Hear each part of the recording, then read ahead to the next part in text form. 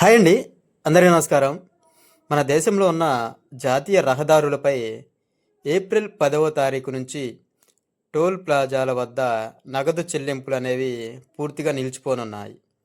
ఇకపై కేవలం ఫాస్టాగ్ ద్వారానే టోల్ వసూలు చేస్తారు. ఒకవేళ ఫాస్టాగ్ లేకపోతే యూపీఐ ద్వారా కూడా చెల్లించే అవకాశం ఉంది. అంటే ఫోన్‌పే, గూగుల్ పే వీటి ద్వారా కూడా చెల్లించొచ్చు. ఈ చెల్లించే అవకాశం ఉన్నప్పటికీ సాధారణ రుసుము కంటే 1.25 రెట్లు అదనంగా అనేది చెల్లించాల్సి ఉంటది. అంటే ఎక్స్‌ట్రా అమౌంట్ అనేది పే చేయాల్సి ఉంటది.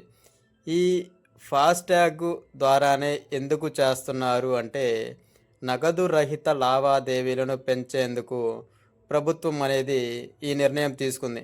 కాబట్టి వాహనదారులు అదనపు భారం పడకుండా ఉండాలి అంటే వెంటనే వాహనాలకు ఫాస్టాగ్ అమర్చుకోవాలి. డిజిటల్ చెల్లింపుల ద్వారా టోల్ గేట్ల వద్ద ట్రాఫిక్ కష్టాలు తగ్గి ప్రయాణం సులభతరం అవుతుంది.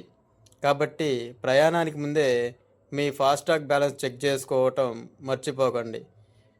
సాధారణంగా అయితే డబ్బులైతే తీసుకోకుండా ఓన్లీ ఫాస్టాగ్ ద్వారానే పేమెంట్ అనేది చేయటం జరుగుతుంది.